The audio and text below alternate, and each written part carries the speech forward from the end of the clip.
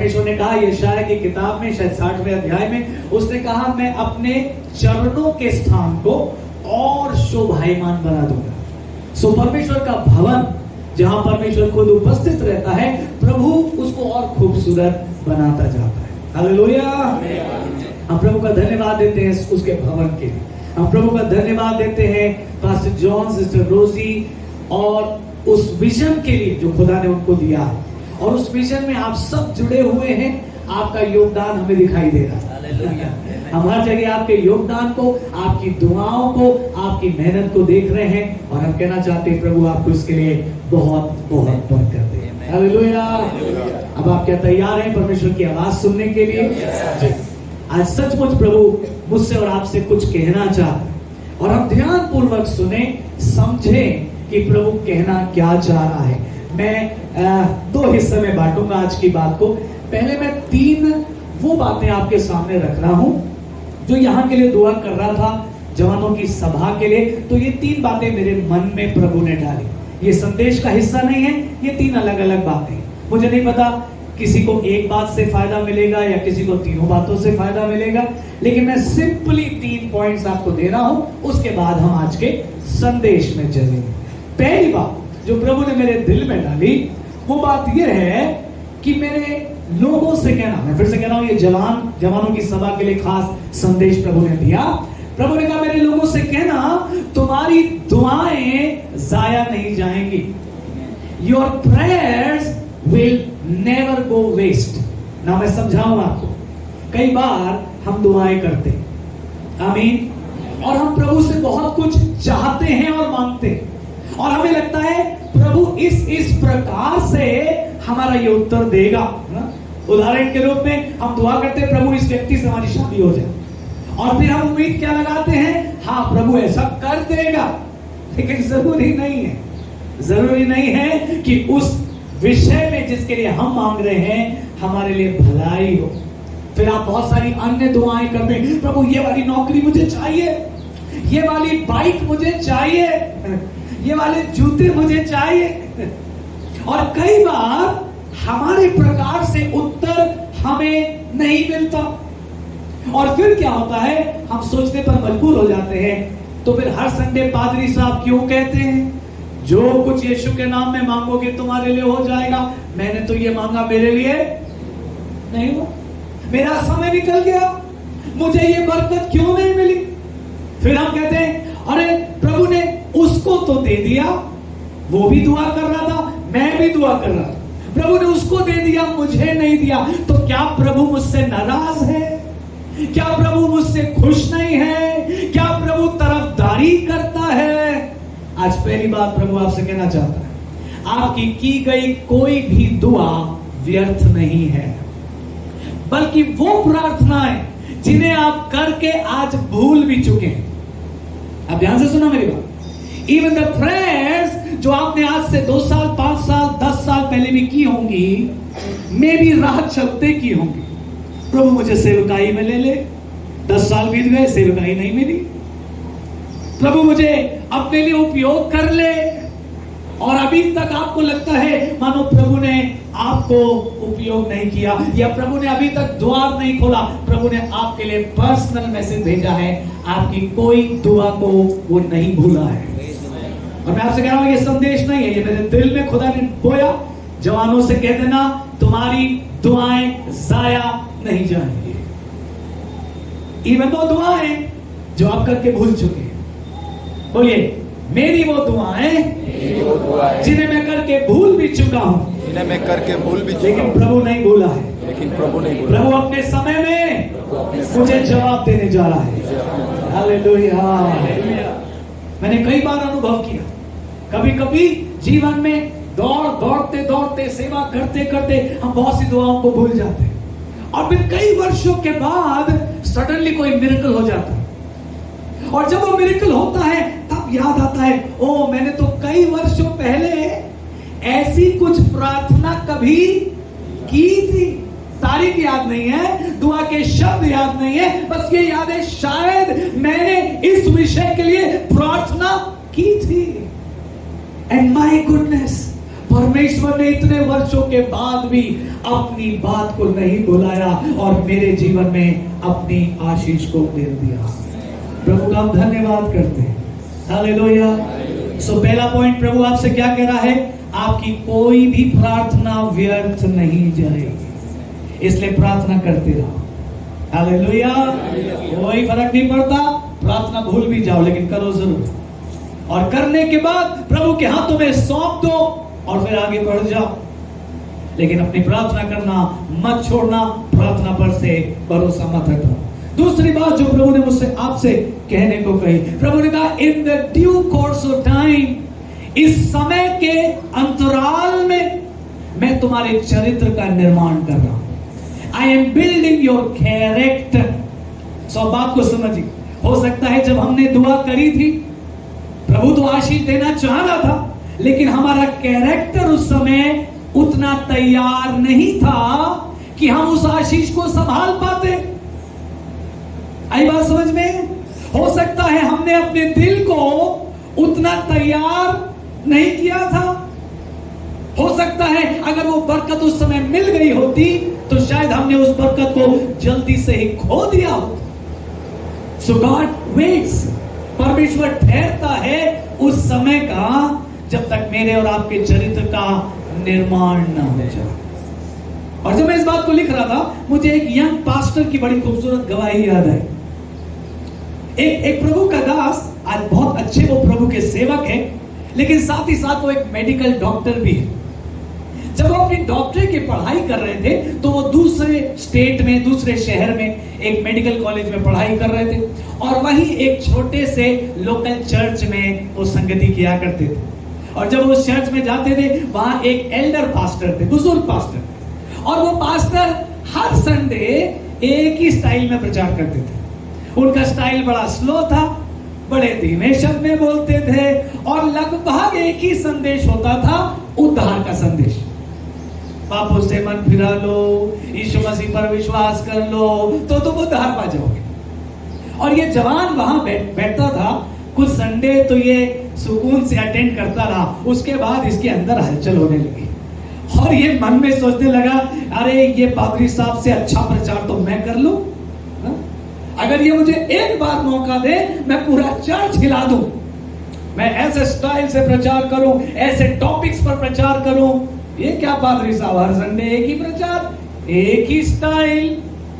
और ये जवान बड़ा खुलमलाता था, लेकिन कभी हिम्मत नहीं बढ़ी कि पास्टर से बोले कि मुझे मौका दो। कभी कभी पास्टर ने इसको अन्य चीजों का मौका दिया, बोला अच्छा स्तुति आराधना में लीड करो, प्रार्थना में लीड करो, लेकिन वचन का प्रचार कभी, बोलो ना, नहीं दिया। बोलते चलिए ताकि नींद ना आए। वचन का प्रचार कभी नहीं दिया और वर्षों बीत गए। अभी क्या हुआ, ये जवान है, कुलमुला तो रहा ही था, इसने अन्य अन्य जगहों पर अपनी सेवा करना शुरू किया। कभी कोई यूथ ग्रुप बुलाने लगा, कभी कोई चर्च बुलाने लगा, ये वहां जाकर वचन प्रचार करता था। लेकिन इस चर्च में उसको अभी तक मौका नहीं मिला। लगभग 4 साल 5 साल बीत गए, इसको एक बार भी प्रचार का मौका नहीं मिला।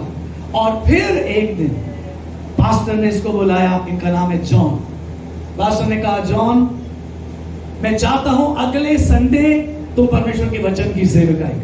अब अभी तक जॉन ऑलरेडी उस चर्च में अपना इंटरेस्ट खो चुका था। वो सोचता था ये पादरी साहब ने मेरा मूल्य नहीं जाना।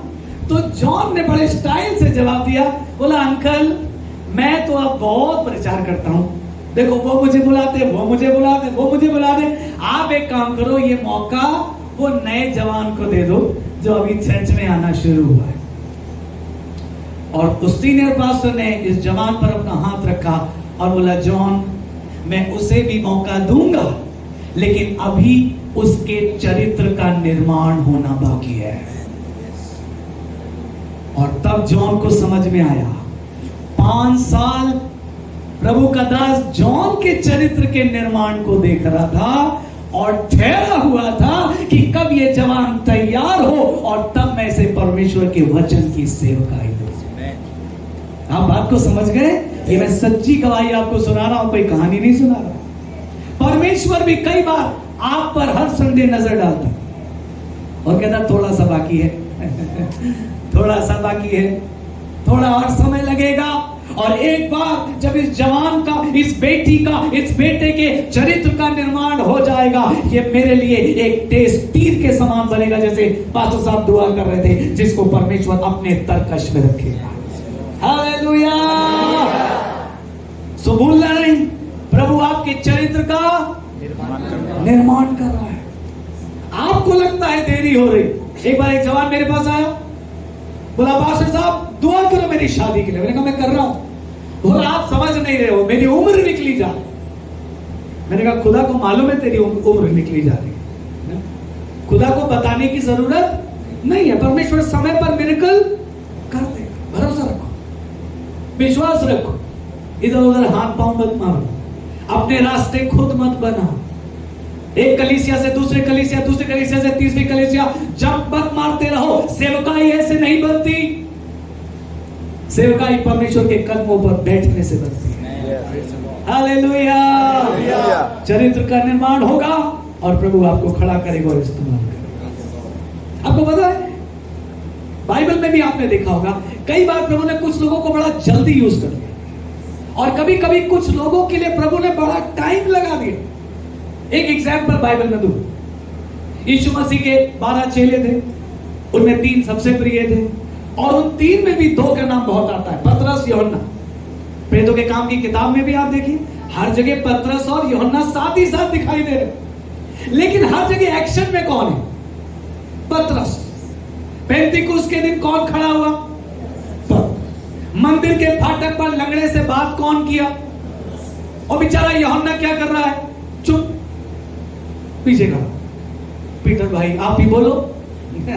अरे जबकि यूहन्ना यीशु का सबसे प्रिय चेला था, राइट? बाइबल गवाही देती है पतरस से भी ज्यादा यीशु मसीह जॉन को प्यार करते थे। लेकिन मिनिस्ट्री में यूज कौन हो रहा है? आप पढ़ के देखना, मंदिर के सुंदर फाटक में लंगड़ा बैठा है, लिखा है पतरस यूहन्ना तीसरे पैर के समय प्रार्थना के लिए जाते। दोनों ने उसको देखा लेकिन एक्शन में आया पतरस। बोला भाई सोना चांदी हमारे पास जो है वो हम देते हो, यीशु के नाम है। हर जगह पतरस और यूहन्ना की कोई मिनिस्ट्री अभी तक शुरू नहीं। और आप पूरे प्रेरितों के काम की किताब पढ़ लेना, आपको जॉन की कोई मिनिस्ट्री नहीं दिखेगी। आधे प्रेरितों के काम तक पतरस, आधे के बाद पौलुस आ गया। अरे जॉन कहां गया? आप समझ रहे बात को? यीशु मसीह का सबसे प्रिय चेला, प्रभु तू इसे इस्तेमाल नहीं करेगा क्या? तू उसे यूज नहीं करेगा क्या? जॉन भी दुआ करता होगा मेरे और आपके समान, प्रभु क्या तू भूल गया? Have you forgotten me? मेरे बाद आया वो, मुझसे आगे चला गया। अभी उसने कुछ ही दिन पहले चर्च ज्वाइन किया, पास्टर साहब ने उसको मौका दिया और मैं 10 साल से आ रहा हूं, मुझे मौका नहीं मिला। चरित्र का निर्माण होना बाकी है। हालेलुया। तो पतरस दिख रहा हर जगह, फिर पौलुस दिख रहा हर जगह, फिर पौलुस के चेले दिख रहे, तिमोथी दिख रहा है, अपुलोस दिख रहा है, सिलास दिख रहा है, जॉन, यूहन्ना कहीं नजर। आपको पता क्यों? परमेश्वर कुछ तीरों को अपने तरकश में संभाल के रखता है एक स्पेशल टाइम के लिए। जब पतरस की डेथ हो गई और बाकी सब भी धीमे धीमे अपनी सेवा और दौड़ पूरी करके चले गए, जॉन अभी भी जीवित है। आप बात समझे? और बाइबल की आखिरी किताब प्रकाशित वाक्य में आपको जॉन चमकते हुए एक तीर के समान दिखाई देता है। हालेलुया। आपका समय प्रभु के कैलेंडर में मार्क है और वो समय आएगा। हालेलुया। और जब वो समय आएगा तब कोई आपको रोक नहीं पाएगा। जब वो समय आएगा कोई द्वार बंद नहीं रहेगा, आप वॉक करोगे और द्वार खुलते चले जाएंगे। याद है आपको जब पतरस जेल में था, स्वर्गदूत उठा के ले जा रहा है, द्वार अपने आप। हालेलुया। आपके चरित्र का निर्माण प्रभु कर रहा है। आप कहेंगे कब तक करेगा? हाँ, लगता है टाइम। जितनी जल्दी हम एक एक बात को प्रभु के सामने रखते जाएंगे, उतनी जल्दी हमारे अंदर का काम पूरा होगा और फिर प्रभु हमें खड़ा करेगा, जरूर करेगा। हालेलुया। अगर आपने कभी भी एक लाइन की भी दुआ की हो, किसी भी संडे में प्रभु कभी मुझे भी इस्तेमाल करना, और आप वो दुआ करके भूल भी चुके हैं, प्रभु ने उस दुआ को लिख लिया है। आप ऑलरेडी एक वॉलंटियर हो चुके हैं in the kingdom of God. Amen. Already आपका नाम लिस्ट में है, और प्रभु उस तीर को सही समय पे निकालेगा और अपनी महिमा के लिए इस्तेमाल करेगा। तीसरी बात जो प्रभु ने मुझसे कहा कि मैं आपको बोलूं, वो है, एक पद पढ़ा दूं तब आपको समझा। नहमिया की किताब खोलिए। अभी हम संदेश में नहीं गए, ये 3 पर्सनल बातें हैं जो प्रभु आपसे कहना चाहता है। नहमिया उसका 4था अध्याय। अगर आपने ये किताब पढ़ी हो तो नहमिया यरूशलेम की शहरपनाह बनवा रहा है, और बहुत बुरी दशा में है यरूशलेम नगर। फाटक जले हुए हैं, दीवार टूटी हुई है, थोड़े से लोग वहां रहते हैं, बाकी सब बाबुल की बंधुआई में गए हुए। और नहमिया को खुदा ने बोझ दिया कि जाओ और यरूशलेम को फिर से बसाओ और वहां की शहरपनाह को फिर से बना। नाउ स्टोरी ये है कि जब नहमिया गया तो थोड़े ही से लोग यरूशलेम में थे, बाकी सब तो गुलामी में थे। उसने उन थोड़े से लोगों को चैलेंज किया, बोला चलो हम मिलके शहरपनाह को बनाएं। लेकिन वहीं पर कुछ उनके शत्रु थे, कुछ के नाम भी दिए हैं, जो आकर उस काम को बिगाड़ने लगे। और उन्होंने चाहा कि हम इन लोगों को डरा दें, इनको धमका दें, और ये अपने काम को बंद कर दे ताकि यरूशलेम की शहरपनाह ना बन पाए। ना मैं स्टोरी सिर्फ इसलिए दी है क्योंकि आज का ये संदेश नहीं है, हम ज्यादा इसमें नहीं पढ़ेंगे। सो स्टोरी ये है, ये लोग शहरपनाह बना रहे हैं, आप कह सकते हैं ये लोग चर्च बना रहे हैं, चर्च बिल्डिंग बन रही है, लेकिन शैतान को वो चीज पसंद नहीं, और वो चाहता है उसमें किसी तरीके से बाधा डाले, गड़बड़ी। और तब लोग आकर इनको डराने लगे, धमकाने लगे, सताने लगे। देखिए परमेश्वर ने नहमिया को क्या स्ट्रेटेजी दी। 4:17 नहमिया 4:17 लिखा, शहरपनाह के बनाने वाले और बोझ के ढोने वाले दोनों भार उठाते थे, अर्थात एक हाथ से काम करते थे और दूसरे हाथ से हथियार पकड़े रहते थे। आपने देखा क्या स्ट्रेटेजी है प्रभु की सेवा करने के लिए? एक हाथ से काम करेंगे और दूसरे हाथ में हथियार थामे रहेंगे। बोलिए मेरे साथ, एक हाथ से काम करेंगे, दूसरे हाथ में हथियार थामे रहेंगे। ना गलत मत समझिए, हथियार का मतलब तलवार, भाला, बंदूक नहीं। आत्मा के हथियार हमें दिए गए हैं, अर्थात उद्धार का टोप, धार्मिकता की झिलम, सत्य से अपनी कमर कस के, पांव में मेल के सुसमाचार के तैयारी के जूते पहनकर, आत्मा की तलवार अर्थात परमेश्वर का वचन और विश्वास की ढाल। आमीन। सो अब आप समझे कौन से हथियारों की बात है? अब बोलिए, एक हाथ से काम करेंगे, एक हाथ में हथियार थामे रहेंगे। फिर से बोलिए, एक हाथ से काम करेंगे, एक हाथ में आत्मा के हथियार थामे रहेंगे। ना जो बात मैं आपसे कहना चाहता हूं जवानों, वो ये है, एक तरफ आपका पूरा समर्पण सेवकाई के प्रति, आपके कलीसिया के प्रति, आपकी भक्ति के प्रति, एक हाथ से हम स्तुति करेंगे, आराधना करेंगे, प्रभु के लिए काम करेंगे, लेकिन दूसरा पहलू आपके जीवन का, आप मेहनत करेंगे, अपने जीवन को आगे बढ़ाने के लिए जो खुदा मौका देगा उसको इस्तेमाल करेंगे। अगर पढ़ाई प्रभु ने दे रखा है मौका तो अच्छा पढ़ेंगे। अब बात समझे, एक तरफ आत्मिक हथियार और दूसरी तरफ काम करेंगे। अगर प्रभु ने जॉब दी है तो उस जॉब में मन लगाकर काम करेंगे, जब तक प्रभु कोई दूसरी उससे बेहतर जगह आपको ना ले जाए। मैं अपने चर्च के जवानों को अक्सर समझाता हूं, मैं कहता हूं जब जॉब नहीं होती है तो रोते हो और रो के दुआ करते हो, प्रभु कुछ काम दे दीजिए। घर पे खाली बैठना नहीं चाहते, प्रभु कोई जॉब दे दीजिए, और फिर प्रभु दुआ सुनकर जॉब दे देते। अब जॉब मिलने के भी 2 महीने बीते हैं, अब वही जॉब बुरी लग रही है, अब उसी जॉब में प्रॉब्लम दिखाई दे। जब पहले दिन जॉब पे 9 बजे बुलाया तो 8:45 पहुंच गए, दूसरे दिन भी 8:45 पहुंच गए, एक हफ्ता बढ़िया टाइम से पहले पहुंचे, और उसके बाद धीमे धीमे इंटरेस्ट खोने लगे। सुनिए, जब दुआ करके बरकत पा ली है, अब उस बरकत से घृणा करना परमेश्वर की निंदा करने के बराबर है। मैं अक्सर अपने आप बच्चों को बोलता हूं, जब जॉब नहीं थी तो आप दुआ करते थे, और अब जब प्रभु ने आपको जॉब दे दी है, उसमें अपना बेस्ट दो, अपना सर्वोत्तम।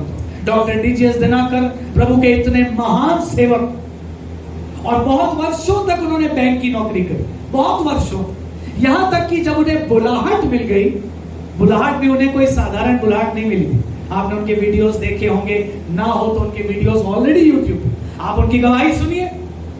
उन्होंने बताया उनको बुलाहट मिली, स्वर्ग में प्रभु ले गया, और वहां ले जाके प्रभु ने उनसे बात करी और उनको क्लियर बुलाहट दी, मैं चाहता हूं तुम पूर्णकालीन सेवकाई करो। लेकिन प्रभु ने साथ में ये भी बोला, अभी मैं चाहता हूं तुम जॉब मत छोड़ना, मैंने तुम्हें बुलाहट तो दे दी है, लेकिन अभी जॉब। और आपको मालूम है कितने वर्ष बुलाहट मिलने के बाद भी वो जॉब करते रहे? 17 वर्ष बुलाहट मिलने के बाद। हम तो 17 मिनट ना रुके, अब तो हम बेनीन बन गए। दर्शन मिला नहीं, सपना मिला नहीं कि हम पादरी बन गए। पास्टर साहब हम दूसरा चर्च खोल रहे। अरे, और यहां वो प्रभु के सेवक, प्रभु के संत, जिन्हें पवित्र आत्मा ने मसा दिया, यीशु मसीह ने खुद दर्शन देकर सेवकाई की बुलाहट दी, लेकिन साथ ही साथ ये भी कहा अभी जॉब करते रहे, अभी जॉब। 17 साल अगुवाई नहीं मिली तो 17 साल जॉब करते रहे, और जॉब के साथ सेवकाई करते रहे। उन्हीं के मुंह से सुनी हुई गवाही बता रहा हूं आपको। वो कहते थे मैं बैंक में काम करता था, टाइम से पहुंचता था, 5 बजे तक जो उनका टाइम था, बोले बाकी लोग जल्दी चले जाएं, मैं अपनी सीट से नहीं हटता। डॉक्टर डीजीएस दिनाकर की गवाही। उन्होंने कहा मैं 5 बजे तक पूरी मेहनत से, पूरा ध्यान लगाकर जॉब करता था। उस समय मिनिस्ट्री की नहीं सोचता था, जॉब से टाइम चुरा कर मिनिस्ट्री करना अच्छा ऑप्शन नहीं है। प्रभु हम तेरे वफादार हैं। प्रभु कहेगा जॉब के वफादार पहले बनो, पहले जिस भाई को तुम देखते हो उसके तो वफादार बनो, उसके बाद उस खुदा के वफादार बनोगे जिसे तुम नहीं देख पाते। कितने बच्चे पढ़ाई करते हैं, स्कूल कॉलेज आप जाते हैं, बताइए जल्दी से। Okay, praise the Lord. बहुत सारे, प्रभु ने आपको जो मौका दिया है, be faithful in that, be faithful. जो पढ़ाई करनी है उसमें अपना बेस्ट दो। आमीन। प्रभु को जो समय देना है वो प्रभु को। याद है आपको, यीशु मसीह की परीक्षा कर रहे थे, कैसर को कर दे या मंदिर में टैक्स दे, मंदिर में दान दे। और यीशु मसीह ने क्या जवाब दिया? दोनों दो, दोनों दो। जो गवर्नमेंट का टैक्स है वो भी भरो, और जो दशमांश है वो भी लाओ, दोनों दो। इनको लग रहा था प्रभु एक से छूट दिला देगा। हमें भी लगता है प्रभु मिनिस्ट्री कर रहे हैं, पढ़ाई छोड़ दे क्या? नहीं, प्रभु मिनिस्ट्री कर रहे हैं, बॉस छुट्टी नहीं देता, हम नौकरी छोड़ देंगे। नहीं, जब प्रभु अगुवाई करे तब छोड़ना। डॉक्टर दिनाकर ने 17 साल काम किया। 17 साल के बाद प्रभु ने कहा अब समय है, छोड़ दे नौकरी, रिजाइन कर दे, आजा पूर्णकालीन से। लेकिन क्या जॉब के साथ वो मिनिस्ट्री नहीं करते थे? शाम 5 बजे छूटते ही वो सड़कों पर जाते थे, बाजारों में जाते थे, कहीं पे भी खड़े होकर प्रचार करते थे, लोगों के लिए प्रार्थनाएं करते थे, और मिरेकल्स होते थे वही सड़कों पर। तो हम क्या देख रहे हैं? एक हाथ से काम करेंगे, एक हाथ में हथियार थामे रहेंगे। आमीन। हमारे जीवन का एक हिस्सा पढ़ाई को देंगे, जॉब को देंगे, परिवार की जिम्मेदारी उठाएंगे। टॉपिक तो बहुत गहरा चला जाएगा, लेकिन रोक रहा हूं, ब्रेक लगा रहा हूं ताकि संदेश में जाए। एक बार यीशु मसीह से आके लोग बहस कर रहे थे, और यीशु मसीह ने कहा तुम ये क्या शिक्षाएं देते हो? तुम लोगों को सिखाते हो कि माँ बाप को पीछे छोड़ दो और सारा टाइम मिनिस्ट्री में लगा, और माँ बाप से कहना सॉरी हम तो अपने आप को प्रभु की सेवा के लिए दे चुके हैं। यीशु ने कहा ऐसा करके तुम गलत करते हो। तुम अपनी परंपराओं के कारण परमेश्वर के वचन की आज्ञाओं को क्यों टालते हो? तो जो जिम्मेदारी मिली है, थोड़ी देर सोचो क्या जिम्मेदारी है। प्रभु ने आपको परिवार की आशीष दी है, आपका विवाह हो गया है, आपके पास बच्चे हैं, जो जवान है, शादी नहीं हुई है, आपके पास पढ़ाई है, आपके पास कोई छोटी सी नौकरी है, बहुत छोटा सा काम, मे भी ऐसा काम है जो आपको बहुत पसंद नहीं है, लेकिन फिर भी काम तो है। आप कम से कम लाखों करोड़ों ऐसे लोगों से तो बेहतर हैं जिनके पास कोई काम नहीं है। प्रभु की भलाई है ना, तो एक हाथ से काम करेंगे, एक हाथ से पढ़ाई करेंगे और दूसरी तरफ आत्मा के हथियारों को भी थामे रहेंगे। Hallelujah, hallelujah. मैं और सिंपल समझाऊं, जॉब पर भी टाइम से जाएंगे और चर्च में भी टाइम से जाएंगे। आई बात समझ में? अपने परिवार के लिए भी सारी जिम्मेदारियों को पूरी करेंगे और एक्स्ट्रा मेहनत करके चर्च में जब भी पादरी साहब बुलाएंगे वहां पर भी हाजिर होंगे। यहां ना पहुंचने का बहाना यहां से नहीं लेंगे और यहां ना पहुंचने का बहाना यहां से नहीं लेंगे। आमीन। तब प्रभु की दृष्टि आप पर टिक जाएगी, वरना तो फिरती रहेगी। बाइबल में साफ लिखा, यहोवा की दृष्टि सारे संसार में घूमती रहती। परमेश्वर की दृष्टि हर जगह जाती, हर किसी को जांचता है खुदा, लेकिन कुछ है जिन पर आकर उसकी दृष्टि रुक जाती है और फिर वो कहता है, ये है मेरा प्रिय दास, ये है मेरी प्रिय दासी, ये है मेरे मन के अनुसार एक व्यक्ति। Hallelujah, hallelujah. लेकिन ये 1 मिनट का काम नहीं है, ये मैगी नहीं है,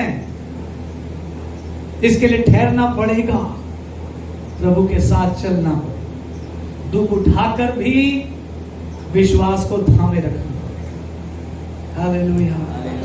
हो सकता है आपको भी ऐसे ही लगता हो, हर जगह वो दूसरे को मौका मिलता, मुझे पीछे कर दिया जाता, कोई आपको पीछे नहीं करता। पास्टर की दृष्टि में सब बराबर है, पास्टर सबको अच्छे से जानते, सबको प्यार करते, लेकिन अगुवाई भी तो कोई चीज होती है। आप बात समझो, दिल में उठने वाली प्रेरणा पास्टर के लिए सबसे इंपॉर्टेंट है, फिर चाहे कोई बुरा माने भला माने। आमीन। याद है वो फिर से वही कहानी, वही गवाही, जॉन 4-5 साल इंतजार करता रहा और एक भी प्रचार का मौका नहीं मिला। और अब जब पादरी साहब ने कहा जॉन इस संडे तो प्रचार करो, तो जॉन ऑलरेडी गवर्नमेंट में है। उनका पूरा नाम है डॉक्टर जॉन जोसेफ।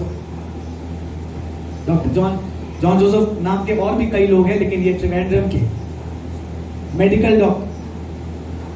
अब तक इनके अंदर एक गर्व था, नहीं अब मुझे बहुत मौके ऑलरेडी मिलने लगे हैं, मुझे अब इस चर्च में मौके की जरूरत। और जब पास्टर को बोला तो पास्टर ने बड़े प्यार से जवाब दिया। पास्टर ने कहा, मैं उस व्यक्ति को भी मौका दूंगा, लेकिन जब उसका चरित्र तैयार होगा। और तब जॉन का ये कहना है, उन्होंने कहा, मैं मानो किसी ने मुझे पकड़ के झिझोड़ दिया हो। इनको समझ में आया 4-5 साल पास्टर इनको देख रहे थे कि अभी इनका चरित्र तैयार नहीं। मुझे आंसर दीजिए, अधूरी तैयारी के साथ सेवा शुरू करना चाहते हो या प्रभु के समय में पूरी तैयारी के साथ? प्रभु के समय में। ठीक है कि नहीं? अधूरी तैयारी से काम करोगे तो क्या होगा? काम शुरू होगा और 2 दिन में खत्म, और फिर दोबारा उसे शुरू करने की हिम्मत नहीं जुटा पाओगे। हमेशा शैतान वही याद दिलाएगा, 4 साल पहले भी तो आया था सेवा में, क्या हुआ? गुनाह में गिर गया, तू सेवा करेगा। लेकिन जब प्रभु के समय में मिलेगा, पूरी तैयारी के साथ कदम बढ़ाओगे, तो पीछे मुड़कर देखना नहीं होगा। Hallelujah, hallelujah. हल पर हाथ धर के पीछे मत देखना। आज 3 बातें मैंने आपसे कही। अब संदेश में जाएंगे और समय पे ही खत्म करेंगे, क्योंकि इसके बाद एक और सत्र है। लेकिन ये 3 बातें आपके दिल में गड़ जाना जरूरी है। पहली बात, आपकी प्रार्थनाएं व्यर्थ नहीं जाएंगी। आमीन। बोलिए, मेरी प्रार्थनाएं व्यर्थ नहीं जाएंगी। वो प्रार्थनाएं जिन्हें मैं करके भूल भी चुका हूं, लेकिन प्रभु उसका जवाब देगा। आमीन। दूसरी बात प्रभु ने क्या कही मुझसे और आपसे? मैं तुम्हारे चरित्र का निर्माण कर रहा हूं। I am building your character, I am building your character. और जब चरित्र का निर्माण हो जाएगा, जब प्रभु कहेगा वेरीफाइड, फिर आपको कभी पीछे मुड़कर देखना नहीं होगा। हालेलुया। और तीसरी बात, एक हाथ से काम करेंगे और एक हाथ में आत्मिक हथियारों को पकड़ेंगे। समझ गए इस पॉइंट को आप? एक तरफ अपनी मूल जिम्मेदारियों को भी पूरा करेंगे, वो चाहे पढ़ाई हो, नौकरी हो, परिवार हो, और एक तरफ से कलीसिया में अपना पूरा योगदान देंगे। आमीन। मैं फिर से कह रहा हूं, इधर ना आने की बहाना इधर से नहीं, इधर ना आने का बहाना इधर। पादरी साहब आज चर्च नहीं आएंगे, कल लेट तक ड्यूटी करी, कोई बात नहीं, लेट तक ड्यूटी करी, चर्च में आओ, उसके बाद घर जाके सो जाना, विश्राम दिन तो है ही हो सो जाना चाहिए।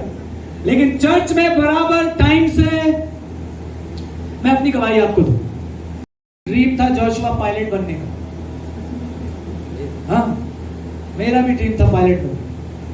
कभी नहीं सोचा कि मिनिस्ट्री में आएंगे। पापा पास्टर, और पास्टर के बच्चे वैसे ही परेशान होते, बेचारे इतनी दुआ, वर्शिप, आए दिन मीटिंग, कहीं घूमने जाओ तो वहां मीटिंग, तो थक जाते। कहते क्या पापा के साथ जिंदगी भर यही किया है, अब अपना कुछ करके देखें। कभी नहीं सोचा सेवा। लेकिन फिर धीमे धीमे प्रभु से प्यार बढ़ने लगा। मैं बहुत छोटा था, मैं भी जोशुआ की उम्र का था, ऐसी 10th 11th क्लास में शुरू हुआ था। प्रभु से प्यार होने लगा और फिर मन करने लगा कुछ तो करेंगे प्रभु के लिए, कुछ तो करेंगे। प्रभु बात करने लगे, छोटी छोटी बातें लगने लगा मानो प्रभु कह। तो एक दिन मैंने प्रभु से कहा, मैंने कहा प्रभु ठीक है, आप चाहते मैं आपके लिए कुछ करूं तो मैं काम करूंगा, लेकिन मैं प्रचार कभी नहीं करूंगा। मैंने कहा स्टेज पे चढ़ना अपने बस की बात नहीं, इंग्लिश आती नहीं थी, लोगों को फेस करना आता नहीं था। आप मेरे पेरेंट्स से पूछिए, मेरी सिस्टर से पूछिए, मेरे घर कोई मेहमान आ जाए, मैं जाके वॉशरूम में अपने को बंद कर लेता। और वॉशरूम इतना बढ़िया था कि 2 दरवाजे थे, इधर से बंद करो, उधर से निकल जाओ। और डर क्यों लगता था? क्योंकि कोई भी मेहमान आएगा तो कहीं अंग्रेजी में बात ना करे, क्योंकि अगर वो पूछेगा how are you, I am fine thank you, इतना आता था। What is your name, my name is Henry Samson, इतना आता। तीसरा मत पूछ लेना कुछ, तीसरा कुछ पूछोगे तो हम कहेंगे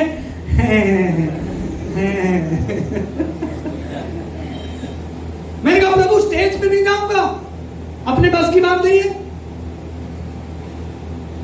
मैंने कहा ठीक है, सेवा करनी है ना, कुर्सी जमाना भी तो सेवा, चर्च में लाइट ऑन करना, लाइट ऑफ करना भी तो सेवा है कि नहीं? बोलो, है, सेवा है, बिल्कुल है सेवा। चर्च में फूलदान लगाना और जब सब चले जाएं तो वो फूल के गमले उठाकर वापस बाहर रखना भी तो एक सेवा है। ये जो तार फैले हैं ना, इनको सही से सुधिया के लगाना, दरी के नीचे जो जाना है दरी के नीचे करना, सही से लगाना, साउंड सेटअप करना।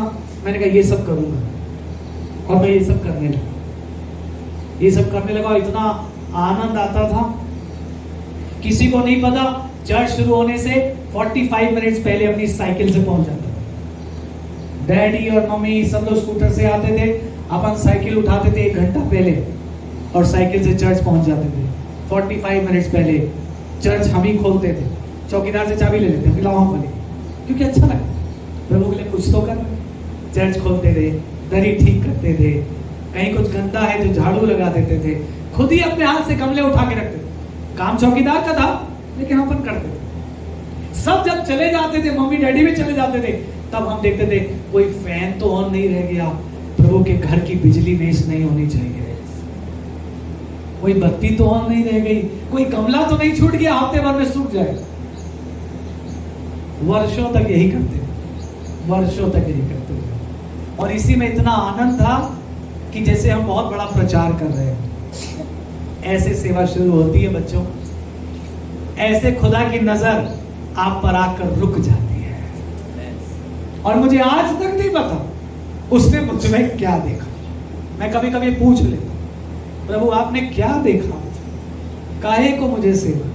मैं कहता था मैं कभी प्रचार नहीं करूंगा, अभी लगभग हर दिन कहीं ना कहीं प्रचार ही होता। कोरोना आने से तो और प्रचार हो गया, घर बैठे ऑनलाइन ही करते रहो। ऐसे सेवा शुरू होती, ऐसे चरित्र का निर्माण होता है। हालेलुया।